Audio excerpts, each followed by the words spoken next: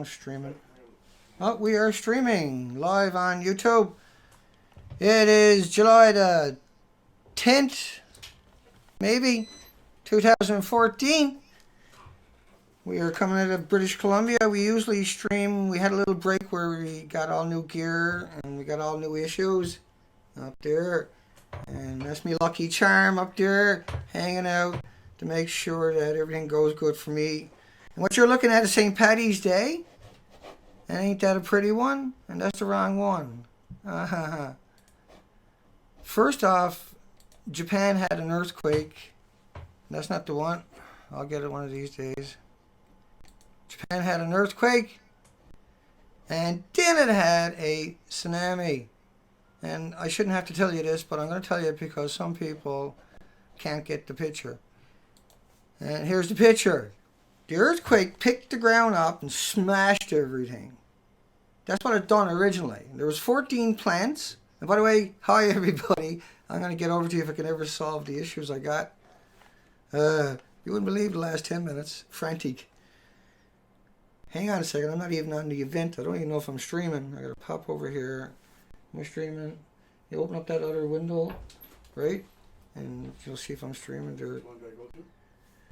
On the second one from the left. Top, very top, very top, very top of the page. Yeah, come one more towards the window. Yeah. Fukushima, the desk? Yeah. Each one of them are tabs here. And, okay, hang on. I'll get over here. And so you see the damage in that picture. I'll get going, folks. It usually takes me 5 minutes to get going. We usually stream for an hour.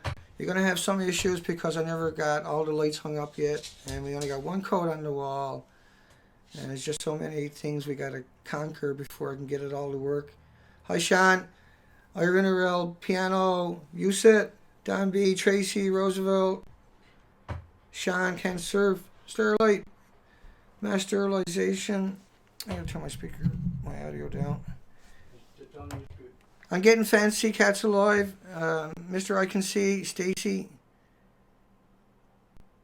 Hi, Stacy Lane, 74. Cats Alive, Toxic. Illusion is over. Broken Ass Honor, Tracy Meso, nice to see you folks again. Ronald McKnight, I'm on track already, just like that. Piano the Precious, Stacy, Elaine, Albert, France, Standing Foot. Hey, bud, thank you. Missing Sky, I like what you're doing. Thank you again, folks. It's been a very odd couple of days, and I can't share that right now, but it's all good, really good. And we've been working so hard just to get up and running. Something else. So let's get on with it. And tonight I will come in after and read everybody's comments and get back into my mode, because that helps me get into my mode. I don't tell you that because I don't want it to go to your heads, but I actually get back into my mode. Or is it vice versa? It goes to my head. We'll never know because I ain't talking. So it looks good. What you're seeing is an earthquake. Think about that. That's a huge, massive earthquake. And that earthquake unleashed hell upon the poor people at Fukushima. And it started with detonations of 3 reactors. Now, when you take that into consideration, just one reactor is many times worse than Chernobyl. And if you're not familiar with Chernobyl, they evacuated 8,500 square miles. And so 3,500 square miles. To Techa River, they evacuated 7,500 people and 9,000 square miles. And a decade later, they evacuated another 1,000 square miles because of the storage tanks detonated, because all the heavy elements, right, and sludge that they put in there get to the bottom, and you have all these cocktails of man-made radioactive materials and what they know as isotopes. And an isotope is what we call radioactive material. It's a radioactive atom, and in the atom is the isotope. But you also can have radioactive particles. And so when that building in the background, that's number 3, is detonating. And by the way, this is what it looked like when it blew up. But the Senate hearing a month ago with the NRC, an update on Fukushima and other pertinent nuclear catastrophic events that they're not going to tell you about, but they cover up really well.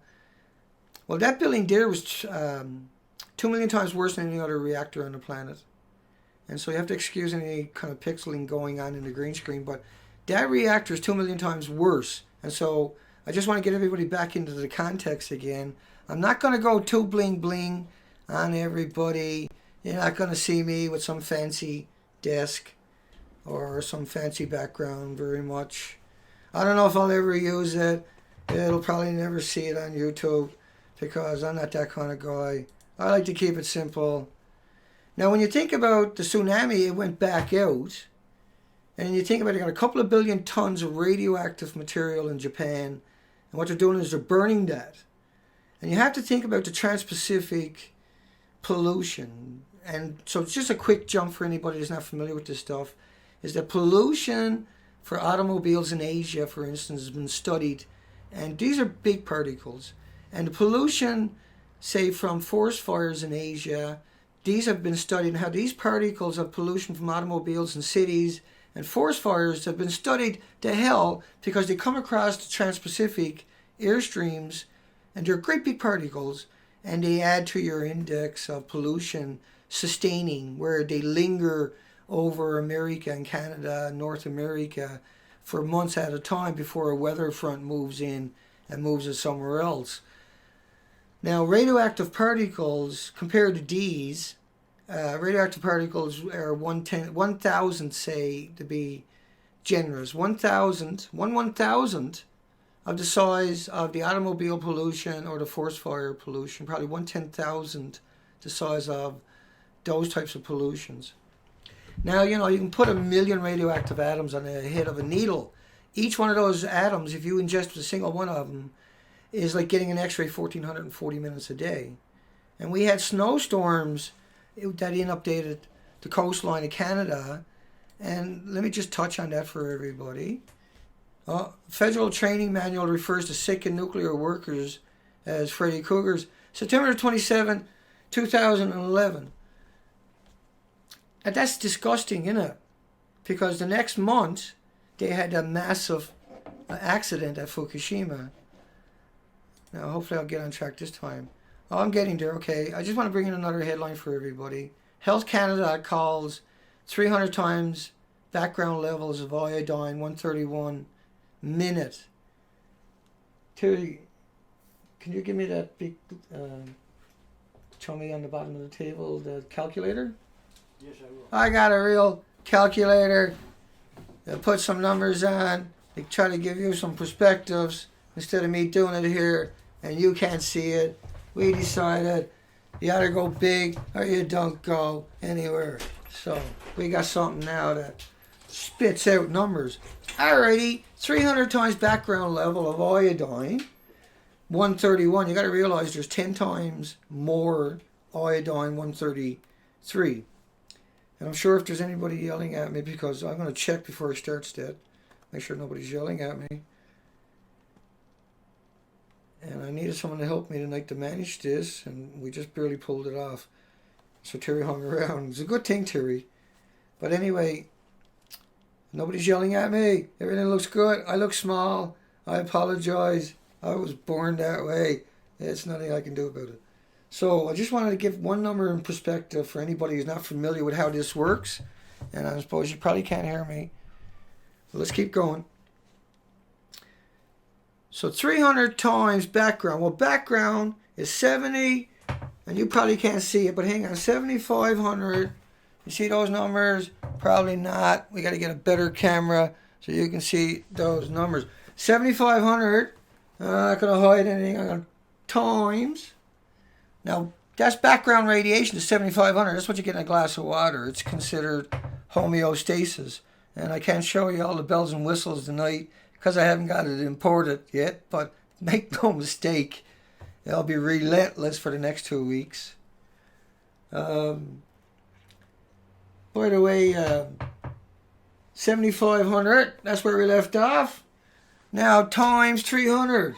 And I got a little big old times there. Times 300 equals some big ass numbers.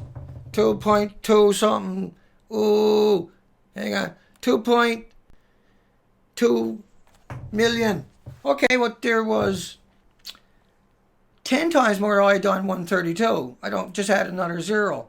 there was 30 times more iodine-133. Iodine-122, 132, by the way, it ionizes your thyroid gland 9 times more effective. And that's why that's a factor. And that's why you got to pull people's heads out of their butts. Because talking about iodine-131, mining, 300 times background levels.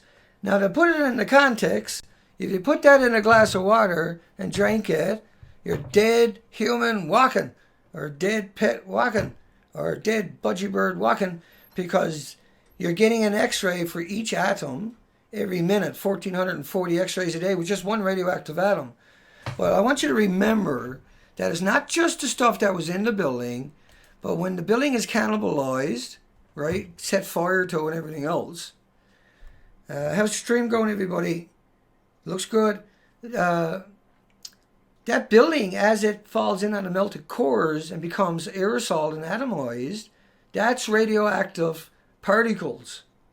That's just as bad as ingesting a hot atom, which everybody in North America did in March from these accidents. So I got a couple more I want to cover for you. Now, the next one was a study where Health Canada flew along the coastline of British Columbia, where I'm told, right along the coastline on March the 18th and the 19th. And there was evidence of sharp features in the Fukushima plume over southwestern British Columbia. Do you think they just made that up? Oh, by the way, that number, you got to multiply it by 99 to get how much strontium-90 traveled along with all of this too. Because whatever showed up in iodine, there was probably more cesium-137, and cesium-137 is a signature for strontium, not for anything else. Cesium-137 is garbage as far as I'm concerned, compared to there's 99 times more strontium. So you keep getting fed those numbers about that cesium and iodine. Think about the iodine-132, iodine-133. For every 4 iodine-131s created, the fourth one's an iodine-129 with a 15 million year half-life. And so we should be looking for that one because that's the signature. But your Geiger counters can't find jack shit. But they sure are scared as the daylights out of somebody. If you don't know what you're doing, you got to know how not to excite these, right? There's so many flaws with these things. Even though when you see more than one people in an area getting high numbers, say, 3 and 4 different people, somebody got it right. And these are not looking for any really stuff that's coming from Fukushima in the sense of what's really coming out of there, like the uranium and the plutonium and all their daughters that came out of there and blanketed North America. Hang on, I'll keep on track. Evidence of sharp features with my big gecko. Hang on, because that'll come in handy once I get used to doing it. Now, I want you to think about that headline. It says, Fukushima plume. That's from the government, Health Canada. They flew along the coastline. Let's go up with another one of that. I don't even know where I'm to sometimes. So, listen to this. This is from Health Canada. March 18, March 19, they flew along the coastline for 18 hours at 750 feet, taking samples. And I'll show you that, where they took the samples. They were pretty proud of themselves. They didn't hide it from anybody. But let me come back and cover that one more time. And now, Terry, you'll be getting a delay over there on what I'm saying and what's showing up. Yeah, several studies of radioactive releases. Did I even click, folks? Several studies of radioactive releases for Fukushima nuclear power plant already exist. Now, this was March the 20th at 1800 to 1900 the next day. And they flew along the coastline. They found a snowstorm, an invisible snowstorm, along the entire coastline. This is their Health Canada's information. And they didn't tell the Canadians. They're like, they're Canadians. The Canadians don't need to know. March the 20th, it was a blinding snowstorm. If you could see it visibly, you wouldn't be able to see each other. You wouldn't be able to drive down the highway of radioactive particles. In California, was 1,500 atoms in a cubic meter of air. Think about a cubic meter of air. Cubic meter of space where your kid stands up and waits for the bus. Right? Where they got an umbrella in the rain. And they had snowstorms that lingered over Canada and the United States for months. But it didn't stop coming out of there till November. It happened March 11, 2011. But in 2011 in November, so April, May, June, July, August, September, November, it still didn't stop coming out of there. Let me give you an actual. Let me give you. I know it's hard for a lot of people to wrap their mind around it, and that's understandable because there's nothing simple about this. And I'll come back to that one in a second. This is the NOAA model, the yellow one, and the one on the right is it's American government anyway, agency. What is that NOAA 2? I think. But anyway, it's a well-known model 137. So there was 99 or 100 times more strontium-90. They didn't include the iodine, and if they did, they didn't include the 132 10 times more. They didn't include the 133 10 times more. They didn't include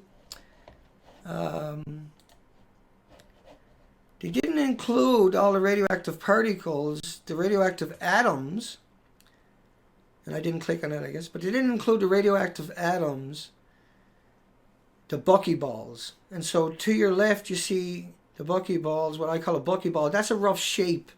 And what it is they sprayed salt water on the reactors for the first 40 days, because what else are you going to do? And they never had no fresh water. Everything was busted up by the earthquake. You remember the earthquake? Hang on, I'll pop back to that earthquake for a second. And you can see how everything got picked up and busted to pieces. And so what happened was they sprayed salt water in on the reactors, and this sulfur peroxide urethol phenomenon where you create these little balls and they ingest the radioactive particles like the ones you see going around the world. That's a model of the dispersal. That's another model below it of the dispersals on North America. But it never stopped coming out for 7 months. This dispersal you're looking at is based over a 40-day model. Now, they do these models at the universities. They all had that same model. And so they put numbers in, and you only put the numbers in for reactor 1. So you're only seeing the numbers for reactor 1, and you're not seeing reactor 1 because I haven't got it imported because I'm a lazy man. And while we're chatting, I'm going to come over and see if I can fix that and get some redemption of number 1. And I still haven't got everything organized, but since when did that ever stop me from trying? So we're looking for unit, hang on. The model they done it on was unit 1. It's easily identifiable, and I'll find that picture in a break of a speed here. Unit 1.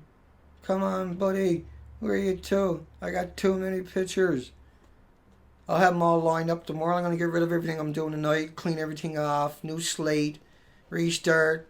Don't tell me I haven't got one. Oh, here's a good one. That's not going to work, dear Dana. Because, okay, let me keep going back to the old routine. And I got to improvise, folks. Hang on. We don't get to see unit 1. But I'm going to bring up an interesting picture anyway while I'm at it, and I'll jump back to what I normally do. Just a quick note. To your right is unit 4, and to your left is unit 4. Both of that is according to TIPCO, and both of that is according to the media. The one on the right is full of radioactive material from the detonations. That's unit 4. But yet they show us the one on the left in the media. You can look up my site, Beautiful Girl by Dana. In a day or two, we'll tell you our .org site is looking pretty spiffy. You're going to like it. I guarantee it. Or you get your money back. Not that it costs you nothing. I can get my money back and get another one if you don't like it. That's what we'll do. If you don't like it, I'll go get another one. But I think it's really cool. Well, I still got some work to do on that. But the nuclear industry, obviously, if they're going to show you, you know, where one building can't possibly be inside of another building scenario, and I lost track of what I was doing, because that's what I do. I lose track of what I'm doing. This is Unit 3 on the right. That's Unit 2. Unit 2 is just as deadly in one sense as Unit 3 because Unit 2 had a lot of plutonium in it and probably had MOX fuel in it. The unit that's missing to your right, the carnage, is Unit 3. That was 3,450 assemblies. Each assembly has 80 nuclear fuel rods. Each fuel rod is around 12 feet. So inside of the 80 fuel rods in each assembly of the 3,450 assemblies is roughly around 280,000 nuclear fuel rods. Each rod weighs around 18 pounds. A single gram of it produces more radioactive atoms than all the radioactive particles on the planet. And not only is 3,450 assemblies with 80 rods that are 18 pounds each missing, which works out to 2.2 billion times more radioactive atoms than all the grains of sands and all the beaches on the planet. Now, if I liberated all the grains of sands and all the beaches on the planet, we probably couldn't see each other, because you have no idea how much sand is actually out there if you think different. And I dove 14 years as a commercial diver in both oceans. There's 27,000 islands up here in British Columbia, 26,700. And these islands are covered in beaches, beautiful sand beaches. It would take you 71 years to explore every one of those islands.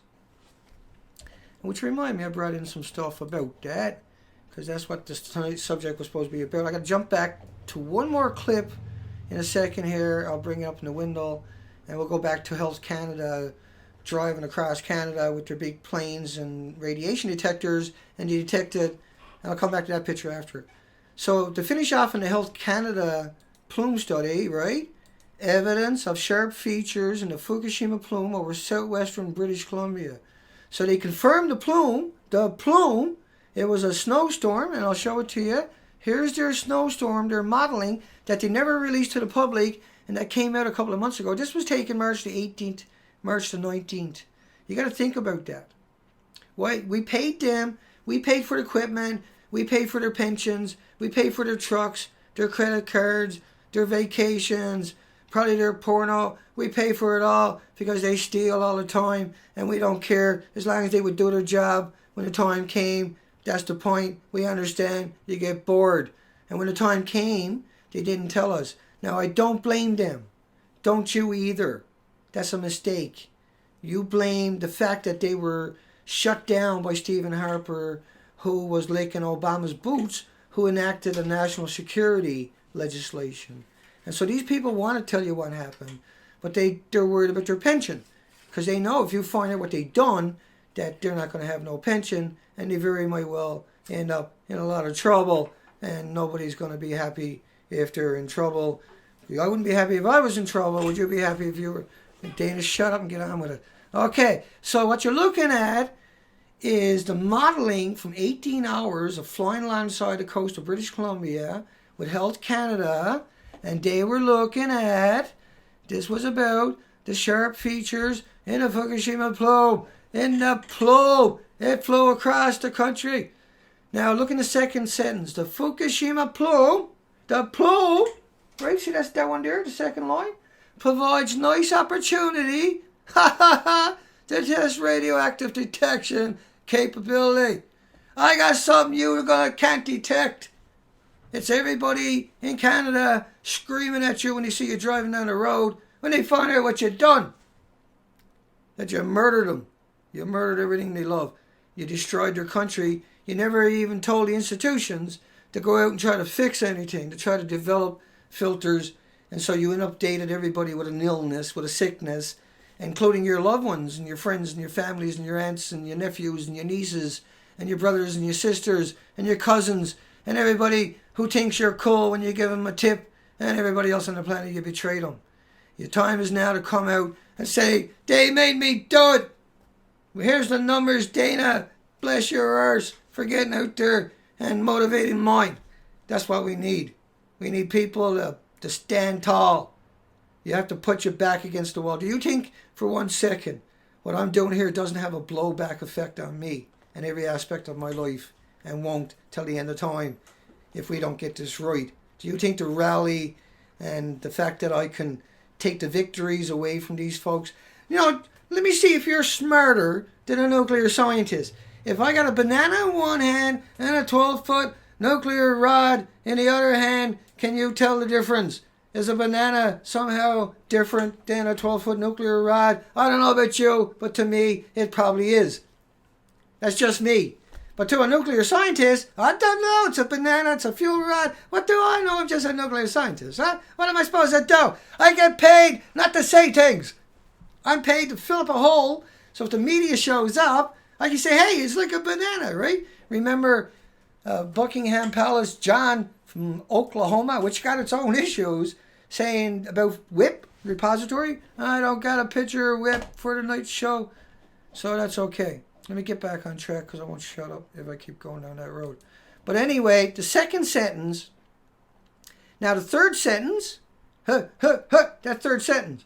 The study focuses on the arrival of the plume. The plume. That's a Health Canada study. Now yet, just a few days before that, days after that, was it? Let me see. No, one more, Dana. You'll get it right sometime, Dana. Try one more time. Yeah, so the next month, so that was 2 weeks later, April 11th, 2011, Health Canada said, hey, it's only 300 times background level, Dana. Stop your whining. It's like a banana. It's like potato chips. It's like walking into the sunshine. And I say it's not. And I say that is a victory for everybody out there that in 8 months, after 70 years of listening to that jargon, we have taken away their ability to use it because people will slam them. People will pound them. People will annihilate that narrative. And they know their jig is up. They can still get away from it for a while. But now that I'm back up and rolling, don't think if I catches the story, I ain't going to pop out a 2-minute video and make things right. Because that's what I'm going to be doing. It's all about making it right. It's all about bringing the reality to it. And I know you get all googly-eyed and say, oh, Dana, it's just the ocean. It's just the whales. No, it's more than that. It's way more than that. They're going to kill the lobsters.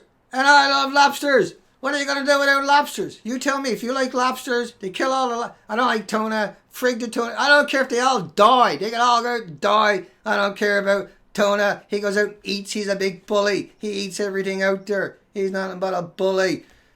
But the lobsters, they mind their own business. They wait till something comes by, gets in their faces, then they beat it up and eat it. That's cool. That's righteousness. Okay, Dana. It's like the whip. You know, let me just say, because I know I talked about whip, so I got to finish it. How can anybody say anything about whip besides the fact that they evacuated the whip repository in New Mexico for 9 days because they had a truck fire? They didn't go back down on Valentine's Day, 9 days after a truck fire, most dangerous thing on the planet. They didn't have to because there was a radiation release down there. So ask yourself, gee, you know, I wonder, nah, Dana, maybe, I don't know, just, maybe, I don't know, Dana, a truck fire could be pretty dangerous. I can understand not going back down in the mine for 4 days, maybe even 5 days, but 9 days because of a truck fire? Okay, 6 days. I'm pretty coward. I'm afraid of my own shadow. I pee in my pants all the time when I hear the dogs barking. It's the kooky nuclear apologists. They're going to come and take me away and lock me up. Because that's what I live like, right? There's a helicopter. There's a black helicopter. They're coming to spy on me. No, I leave my doors and windows open because you can't stop them if they come anyway. So I just don't care, and I'm not going to live in fear. I'll never live in fear. I'll never apologize for doing a moral and ethical thing. I'll never bow down and lick anybody's boots under any circumstances. Not even for an extra 100 years of life. I don't lick boots. You can't buy your dignity. And they all sold their dignity. Right? Look. April 4, 2011, California was on a radiation threat April 6th and 7th. That was April 4th. Now, these are headlines. You got to think about how Drudge Report works, where he just takes headlines of mainstream media and he puts it up on his site, but he doesn't put any context here. What E&E News does is it takes a paragraph. You go down a little further, there's another headline from another newspaper on the topic and another paragraph, and you click to that link and you go over and read the original article. And so they support the story, and that's all they're doing is just telling the same story by linking you over there, taking a paragraph. They're not sitting there, whoa, ladies latest forecast is all of California under radiation threat. No, that's academic peer review modeling from Finland, from Norway, from Sweden, from France, from America. Hey, what do you think that thing over here was? What do you think this is? That's America's models, both of them. Rose here. Sorry? Not doing this. Oh, there you go. Yeah, well, because you're wireless. But we'll keep going. I haven't checked. How are we doing over here, folks? It's been a while, so it'll take a while for everybody to get back into motion. Let me refresh it. And we try to keep the momentum going. Sometimes it'll freeze up. We got a lot of bandwidth sucking out of here tonight. And I got audio on this one. Oh, sorry, folks. Let's keep going. So, here we go. Back to the buckyballs, American dispersal models over a 40-day period. I know I'm going to my Donald Duck voice the once here. But this is all, how do you talk about something so serious without trying to, you know, put in some kind of, something to keep the momentum going, right? So, I want everybody out there to really think about what I'm going to say to you for a second. I'm going to show you a picture, and it's hard to look at. But you have to sit there and you have to look at it because you need to really appreciate what all those radioactive particles mean to the ocean. And you remember the story of all the turtles washing up on a beach and their dogs would eat them and die. Here comes the picture. So this turtle, or any turtle like it, that's the end of their history in the ocean because of the radioactive fallout, because of the way that it works on the ocean. You got to think about how radiation, I guess we get a lot of pixeling because I got to get the screen finished and the lights finished, folks. It'll take a few days. My hair looks like it's all shiny. I like that, actually. That's cool. I can live with that one. But when I get the rest of the lights, there'll be no pixeling of me. It'll be a really clean shot. And let me get back on track with everybody. I want you to think about Fukushima. There's 3 melted reactors, and I'll just give you a normal visual of those reactors. And I'm sure I got something here somewhere. Here we go. They're burning the debris. They're grinding it up. They're taking it to other prefectures, radioactive debris, and they're burning it. And so they're releasing up, and they're allowed to burn 100 to 300,000 becquerels a kilogram. Now, if you eat that, you end up with all kinds of cancers in a short period of time. That's distributed not only amongst the prefectures, but it's also distributed into the upper atmosphere, into the lower troposphere and the upper troposphere, which is an ocean, and it assimilates into the water. And that picture should have been down here, but let me keep going on that one. That's important to think about, is how the water, oh, I should have been this way, not that way. And that's supposed to be overhead of the way. I forgot about that. I'm sorry, folks. We'll get around to that part after. I forgot about the microphone was going to show up in these clips. I should have had it somewhere else. But I still haven't got time. So it goes up into the upper troposphere, lowest troposphere, and then it gets assimilated into the water drops in the rain, and then it rains out.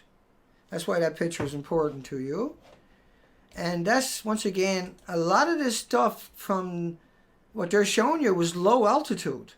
So it wasn't just upper atmosphere, it was also the lower atmosphere was a storm, a snowstorm, sustained snowstorm for 8 months. Now, cancer doesn't happen overnight. And so a lot of people will try to poke fun at you. Well, I don't see millions of people dropping dead. Well, it takes 5 to 10 to 15 years for the man-made radioactive elements to manifest, the isotopes to damage. Now, the minute you ingest it, your body loaded up with white blood cells. And so the white blood cells are going to displace all the oxygen molecules in your blood, and you're going to feel lethargic. You're going to feel like you don't want to do nothing.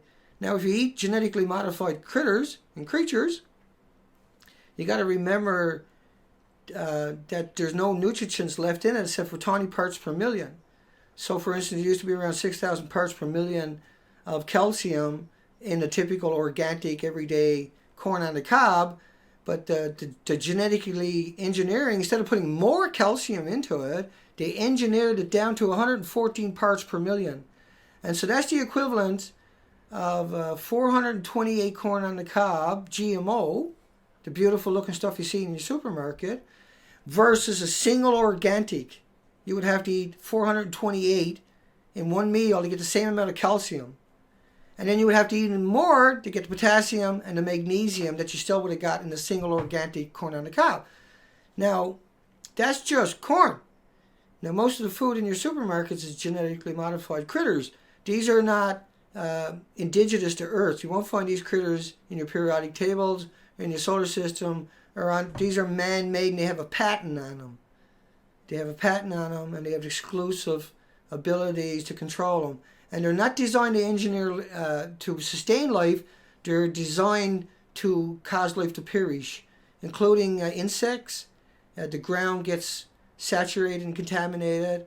The root system becomes inhabitable zone, and it mutates the creatures. And every farmer's field with GMO has to have a safe refuge for insects and animals and birds and bees even. And of course the bees are becoming extinct, and I don't think it's quite because of formaldehyde and glyphosates, which by the way is engineered into the DNA of your corn. It's engineered into the and so we'll have lots of sections into this Wirecast. I'll be able to bring up the pictures of that stuff. But you see that plume behind me, that's Canada, North America. And I need that there as a visual from what I'm telling you and why I'm telling you that stuff. Is you have to avoid the genetically modified critters, like I always tell you, of course, because they don't have the nutrients and they have toxins and dioxins engineered in. You can't wash that off. And what that does is it fuels the cancers. And then it is also like you're popping your chocolate bars or aspartame. And that's just poop from bacteria that they got a patent on it from genetically modifying it. And then that's used as a sweetener. But that's also is the formaldehyde and glyphosates and the other carcinogens that they engineered into the DNA of your food that didn't exist before, right? And Mothers Against America paid for those academic studies, and they showed that a single corn on the cob, you would have to fill up the back of a back seat of your car with corn on the cob right to the ceiling to get the same amount of nutrients that exist in normal food. So they engineered all the nutrients out of your food. That should be your first hint that the system doesn't have your best interest at heart. Now it gets worse than that, because that's most of that stuff that they created with no nutrients is what they made your dog food out of. It's what they're making your baby food out of. It's what your supplements are created of. It's what most of your pharmaceuticals, unless you come from the right gene pool, they won't give you that. You'll be told never to buy that. And they have cures and fixes for that. You got to realize that there's 4,340 peer-reviewed academic studies published every day. That's 3 a minute. This is a university. Each one of these studies is an institution spending tens of thousands and millions of dollars, not just on equipment that they need to do that with, but other institutions have to repeat those studies. And so every day there's 4,000 plus of these studies published, and they're locked away in the ivory tower. And so we don't know what's going on. Fox News, CNN, MSNBC, BBC, it's a distraction. They don't tell you news. Real news, you have to go pay for it, a lot of money. But we give away the peer-reviewed studies to private corporations, and they lock it away from us. And so that's the inherent twistedness of our society, where imagine if we took 4,340 peer-reviewed studies tomorrow that were published and said to all those institutions and students and professors and academics and deans that we want you to go out and solve the gas crisis. Here's your budgets like you just published your studies. Great job, you got published, you're good to go. We want you to take our loved ones, our children, we'll pack their lunches, and we want you to stop that meteorite that's coming at us and going to destroy not only the Pacific Ocean, because you're all interconnected, right? So they all, and then all the maniacal stuff that they've done. You got to think about global warming, how that's shoved down your throat. Well, 15 container ships with 5,000 cargo transport truck containers on it. 15,000 or 5,000 of those on a ship. 15 of those ships is more pollution than all the automobiles on the planet, because they burn what's left over from the production of petroleum products is supposed to be locked up as toxic waste. And so instead, it's only about 15% efficient. And so that's your acidification of the ocean in the upper troposphere and lower troposphere. And once again, on another sense, let me keep going. There's 90,000 of those on the ocean at any given time, 24 hours a day, 7 days a week, 365 days a year. Perpetual motion machines spewing this toxic 90,000. So you got to put that in multiplications. So that's equal to 42 trillion people, trillion, not billion, not million, but 42 trillion people driving automobiles every day on this planet. I breathe the air. I don't know about the air behind me anymore. I'm not very happy about that stuff. But you can see how crazy cool our planet actually truly is. It's sustaining this beating that we give it. That's global warming. That produces more pollution. That's 42 trillion people. That's the animosity equivalent. 42 trillion people on our planet every day. We're destroying our planet on purpose. We're destroying the planet with radiation in increments over decades, not only from the dumping into the oceans, not only from the massive releases, the ongoing releases from Sellafield, England, where there's 8 million litres a day of radioactive from the MOX fuel plant, but it's not the melted cores, at least not that we know. We know there was a meltdown there. We don't talk about it very often, but there was a partial meltdown. We don't know how bad it is. They keep expanding the zone around it, and every time somebody says something, they blame it on radon, which is pure. Now, that goes into the ocean, just like Fukushima, just like Hanford in Canada.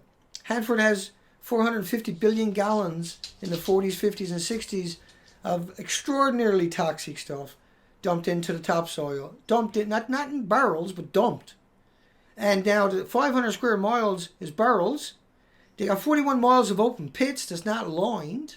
A barrel's only going to last 5 or 10 years. It's going to disintegrate. We're talking about the most carcinogenic, the most caustic, toxic stuff on the planet imaginable. You know, that's why they have to build these sites to be such an amazing construction. It's just to try to contain the melted core. They understand, right? That it gives them time to get out of the way, but it can't stop it.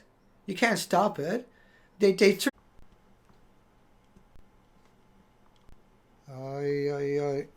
on. I'm almost streaming. Oh, we are streaming live on YouTube. It is July the 10th, maybe, 2014. We are coming out of British Columbia. We usually stream. We had a little break where we got all new gear and we got all new issues up there. And that's me lucky charm up there hanging out to make sure that everything goes good for me. And what you're looking at is St. Paddy's Day. And ain't that a pretty one? And that's the wrong one. First off, Japan had an earthquake. That's not the one. I'll get it one of these days. Japan had an earthquake. Each one of them are tabs here. And, okay, hang on. I'll get over here. And so you see the damage in that picture. I'll get going, folks. It usually takes me 5 minutes to get going. We usually stream for an hour. You're going to have some issues because I never got all the lights hung up yet. And we only got one coat on the wall. And there's just so many things we got to conquer before I can get it all to work. Hi, Sean. Irene Piano, Usit, Don B, Tracy, Roosevelt, Sean, Ken Surf, Sterlight, Mass Sterilization. I gotta turn my audio down. I'm getting fancy, Cats Alive, Mr. I Can See, Stacy. Hi, Stacy Lane, 74, Cats Alive. So it looks good. What you're seeing is an earthquake. Think about that. That's a huge, massive earthquake. And that earthquake unleashed hell upon the poor people at Fukushima. And it started with detonations of 3 reactors. Now, when you take that into consideration, just one reactor is many times worse than Chernobyl. And if you're not familiar with Chernobyl, they evacuated 8,500 square miles. And so 3,500 square miles. To Chetcha River, they evacuated 7,500 people and 9,000 square miles. And a decade later, they evacuated another 1,000 square miles because of the storage tanks detonated, because all the heavy elements. Toxic, illusion is over. Broken Ass Honor, Tracy Maso, nice to see you folks again. Ronald McKnight, I'm on track already, just like that. Piano the Precious, Stacy, Elaine, Albert, France, Standing Foot. Hey, bud, thank you. Missing Sky, I like what you're doing. Thank you again, folks. It's been a very odd couple of days, and I can't share that right now, but it's all good, really good. And we've been working so hard just to get up and running. Something else. So let's get on with it. And tonight I will come in after and read everybody's comments and get back into my mode, because that helps me get into my mode. I don't tell you that because I don't want it to go to your heads, but I actually get back into my mode. Or is it vice versa? It goes to my head. We'll never know because I ain't talking. Earthquake. And then it had a tsunami.